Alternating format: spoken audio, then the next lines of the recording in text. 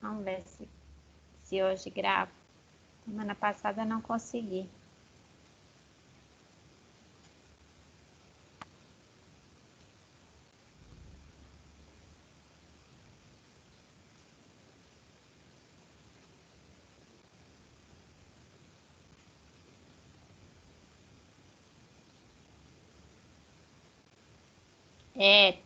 Olha, gente, 14 aulas.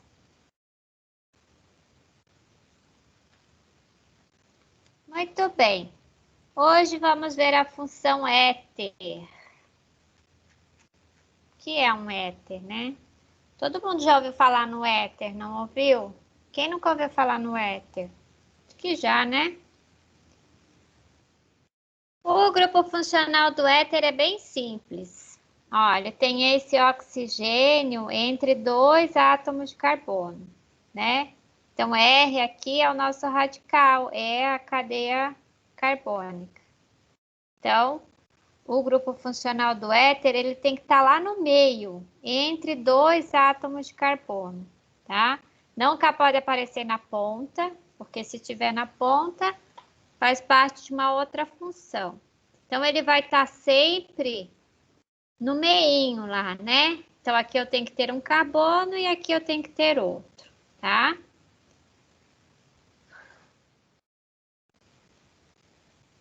Ó, aqui eu tenho exemplos, né? Não existe a necessidade dos dois lados serem iguais. A condição para ser o éter é o oxigênio entre átomos de carbono.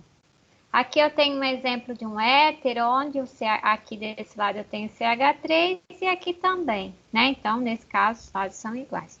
Já nesse outro éter aqui, os lados são diferentes. Aqui eu tenho 3 carbonos e aqui eu tenho 2.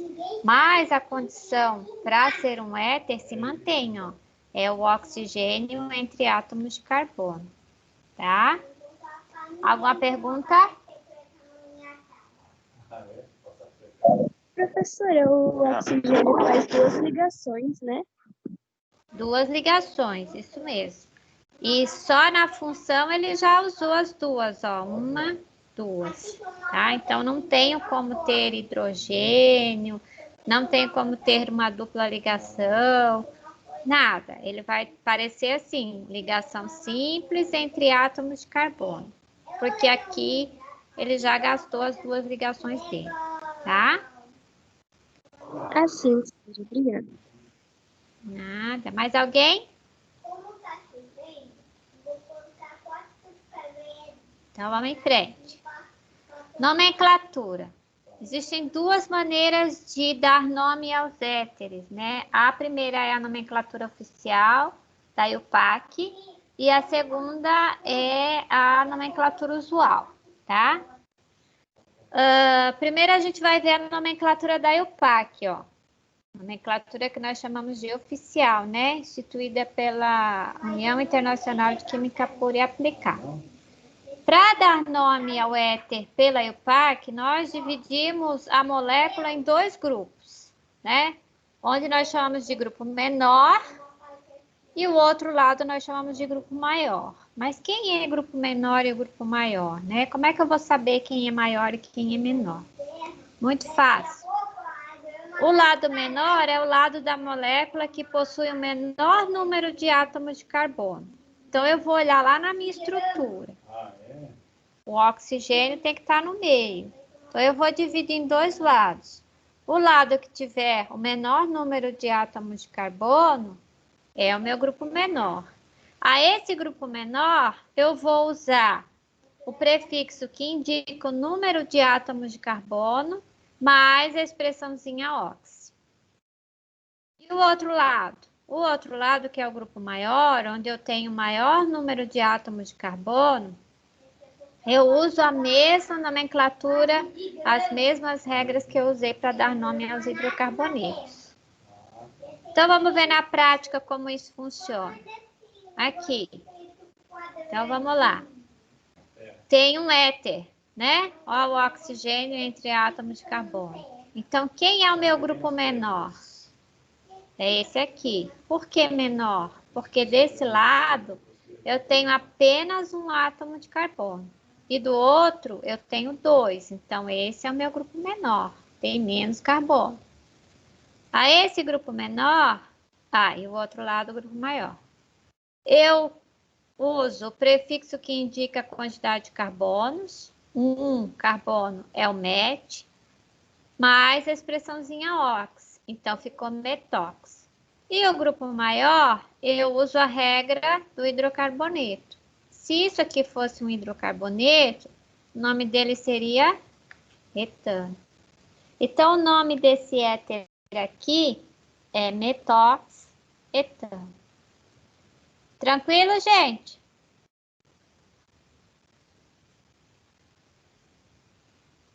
Alguma pergunta?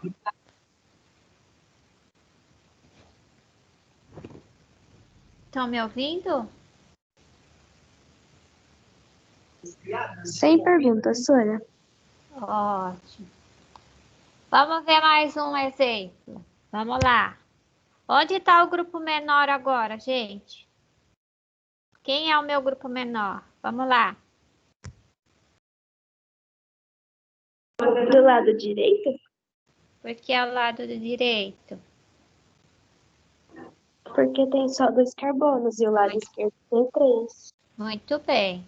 Então, esse agora é o meu grupo menor, porque tem 2 carbonos.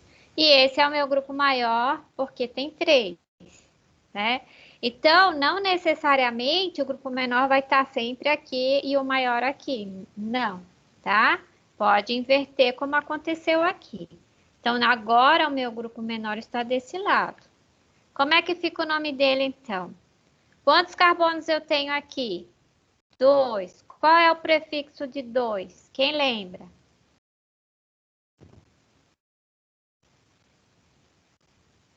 Hein? Quando eu tenho 2 carbonos, que prefixo que eu uso?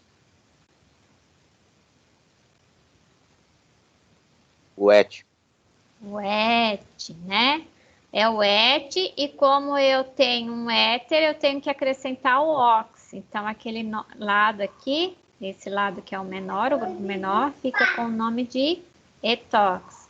Agora eu vou para o outro lado, que é o grupo maior. O grupo maior tem 3 carbonos. Se ele fosse um hidrocarboneto com 3 carbonos, como ficaria o nome dele? Propano. Bem, propano. Então, o nome desse éter, pela nomenclatura da IUPAC, é etoxipropano. Alguma dúvida, alguma pergunta?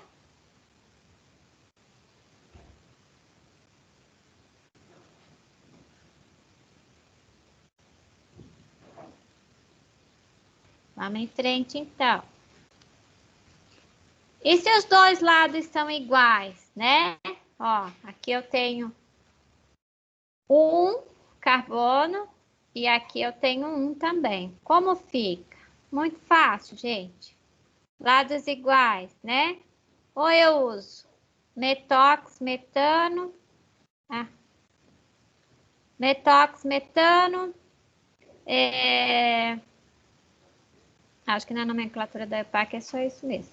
Então, metox tem que ter o ox. Sempre que a gente vê essa expressãozinha ox aqui, é porque a gente está trabalhando com éter. E o outro lado, metano, tá? Se fosse dois carbonos aqui, 2 carbonos aqui, etox, etano, tá? Sem dificuldade, apenas repete, tá bom?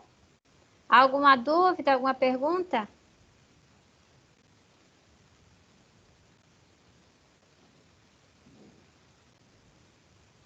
Não? Então vamos lá. E se eu perguntasse para vocês quem é a cadeia principal? Existe cadeia principal no éter? Existe sim, tá? Cadeia principal segue aquela regra que a gente aprendeu lá nos hidrocarbonetos, né? É a maior sequência de átomos de carbono. Então, eu tenho que identificar qual é o lado que possui mais carbonos. Nesse exemplo aqui, é esse lado aqui, porque possui 3. Então, essa aqui é a minha cadeia principal. E o outro lado é o meu grupo substituinte que está ligado à cadeia principal, tá? No caso, a minha função, meu grupo funcional, que é o oxigênio, ele pertence ao grupo substituinte, tá? Então, a cadeia principal aqui também é a maior sequência de carbono. Então, um éter, eu olho qual é o lado maior. O lado maior, o grupo maior é a minha cadeia principal. Tudo bem até aqui? Nada de novidade, né? Mas num éter, por que eu preciso identificar a cadeia principal, né? É importante porque existem algumas situações que eu também vou precisar numerar. E a gente aprendeu que a numeração a gente faz na cadeia principal, né? Para indicar a posição de uma dupla ligação, de uma função ou de uma ramificação, não é? Então, aqui também não é diferente. Então, eu vou localizar a cadeia principal e vou numerar para indicar a posição de algo, seja de uma dupla, seja da função, né? Ou de uma ramificação, tá? Então, aqui tem um exemplo, ó, onde existe a necessidade de numerar, né? Por que existe a necessidade de numerar? Porque eu tenho que informar em que carbono que está preso ao oxigênio, tá? Porque o éter é aquele onde o oxigênio está entre átomos de carbono, mas não necessariamente ele vai estar aqui na ponta. Ele pode estar no meio da cadeia principal, como é o caso aqui, tá vendo? Então, eu vou numerar para informar em que carbono da cadeia principal está ligado ao oxigênio do éter. E como é que eu faço para dar nome, né? Olha lá. 2-metoxipropano. O 2 está indicando que o meu grupo menor, que é o metox, está preso no carbono 2 do propano, tá? Existem alguns autores que colocam esse 2 aqui, ó, metox 2 propano, tanto faz, tá bom, gente? Ou na frente ou no meio. Eu prefiro colocar aqui, que a maioria coloca na frente, mas tem autor, eu já vi que coloca aqui no meio, tá? Então, vamos repetir, ó. Numerei a parte maior, o grupo maior, que é a minha cadeia principal, para indicar a posição do oxigênio da função. Tá? Deu para entender? Então, nesse caso aqui, ele está no carbono 2. Então, eu coloquei 2-metoxipropano. Tranquilo? Alguma dúvida, alguma pergunta?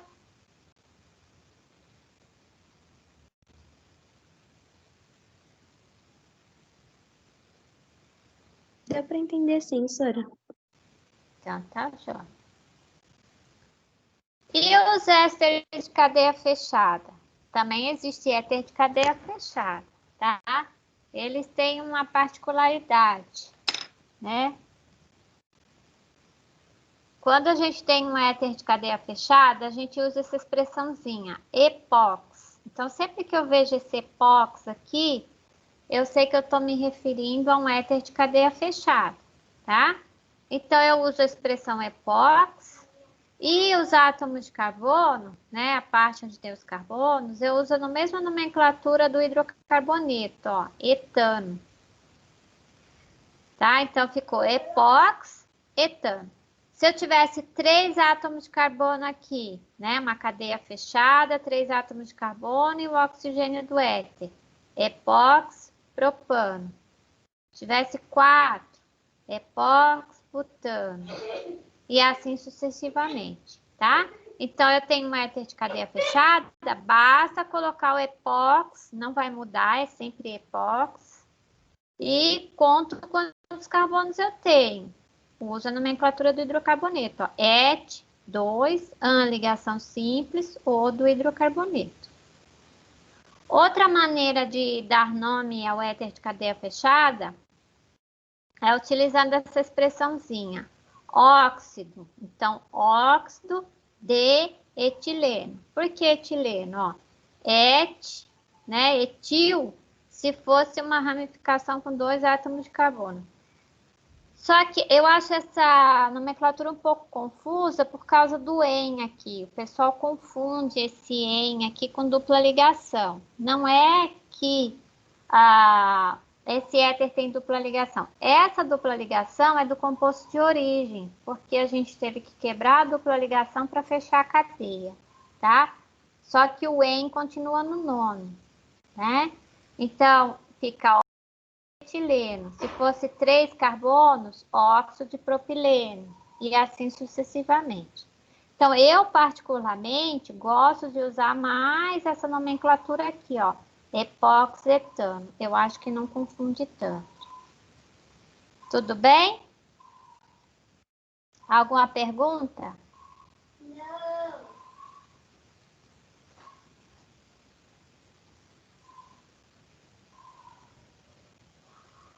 Então, vamos lá. E a nomenclatura usual? Essa é a mais conhecida. Para o éter, ela é mais utilizada do que a nomenclatura da EUPAC. Como é que eu faço? Eu uso a palavra éter na frente de tudo. Primeiro grupo, mais a expressãozinha ico. E segundo grupo, mais a expressãozinha ico. Eu não tenho que me preocupar com grupo menor ou grupo maior. Eu apenas coloco os grupos em ordem alfabética, tá? E para dar nomes, eu uso a nomenclatura da ramificação, metil, etil, propil, né? E acrescento a expressãozinha ico. Então, vamos ver na prática como fica. Aqui eu tenho um exemplo, ó, né? Tem um éter. Então, dividi em 2 grupos. Esse grupo com 1 carbono e esse grupo com 2. Se esse aqui fosse uma ramificação, seria o metil. Se esse fosse uma ramificação, seria o etil. Então, o que eu faço? Coloco em ordem alfabética. Então, como fica o nome dele? Ó, éter, etil, mais o ico, ficou éter etílico. Uso o E, eu vou para o outro lado. Metil, mais o ico. Então, ficou éter etílico e metílico. Ok? Uma outra maneira é tirar esse E, né? Juntar tudo numa palavra, ó, uma expressão. Ou usar éter, etil, tracinho, metílico. O que eu fiz? Tirei o E e a primeira expressão ico aqui, usei só o etil. Usei um traço. Ficou éter, etil, metílico. Qualquer uma das formas é aceitável. Mas, professora, qual é a mais utilizada? A de baixo, éter etil metílico. Tudo bem? Sim. Alguma dúvida? Tudo bem, prof. Só não posso esquecer de colocar em ordem alfabética. Essa nomenclatura eu acho mais fácil. Quando os dois lados são iguais, ó, tenho 2 carbonos, 2 carbonos. Fica mais fácil ainda. Existem 3 maneiras. Éter etílico e etílico. Éter dietílico, ó, coloquei o di na frente do etílico, indicando que eu tenho 2 grupos iguais. Ou simplesmente, né, éter etílico. Quem já ouviu falar sobre o éter etílico? É esse carinha aí, tá? Éter metílico também. Qual que é o éter metílico? Eu tenho um CH3 aqui e um CH3 aqui, ou seja, os dois lados são iguais, tá? Dúvidas?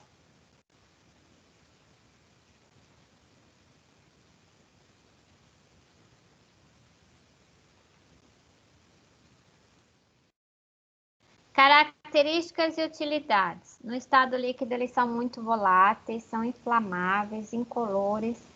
O pessoal fala que tem cheiro agradável. Eu não gosto de cheiro de éter. Lembra hospital, né, gente?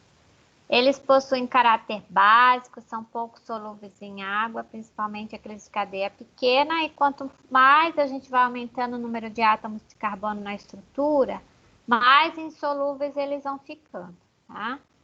O estado físico deles vai depender muito do número de átomos de carbono. Então, aqueles de cadeia pequena, com 1, 2, 4 átomos de carbono, ele está no estado gasoso. Acima disso, eles vão mudando. Ó. Mais de 3 eles já passam para o estado líquido. E conforme a gente vai aumentando o número de átomos de carbono, eles vão aumentando a massa molecular e vão chegando aí na fase sólida. Tá? Então, esse estado físico vai depender da quantidade de carbono que tem na cadeia do éter. Vamos lá nos hidrocarbonetos, né, que a gente aprendeu. Na medicina, eles são usados como anestésico. Antigamente, quando o pessoal fazia bem, né, em 1800, 1700, o pessoal fazia pequenas cirurgias, o anestésico usado era o éter, né? Só que aí eles perceberam que a pessoa sofria com intoxicação, né? E graças a Deus, então, vieram os novos anestésicos e o éter foi substituído. Na indústria é muito utilizado na produção de medicamentos, é utilizado como solvente de tinta, óleo, resina, graxa. A forma mais conhecida eu acho que é o éter etílico, é chamado de éter comum, é inflamável, né, altamente volátil, não pode de maneira nenhuma ser utilizado perto de chamas. A comercialização dele é controlada pelo Exército e pela Polícia Federal. E é muito utilizado na extração de óleos, óleos essenciais de plantas, de flores, né? Para a produção de cosméticos e medicamentos. É utilizado na extração de gorduras, tanto animal como vegetal. Para a indústria é um solvente extremamente importante. Vou deixar uma pequena lista de exercícios para vocês, ainda não coloquei. Vou colocar agora quando a gente terminar a aula, tá? Alguma dúvida, alguma pergunta? Fácil? Parece que sim, senhora. Parece.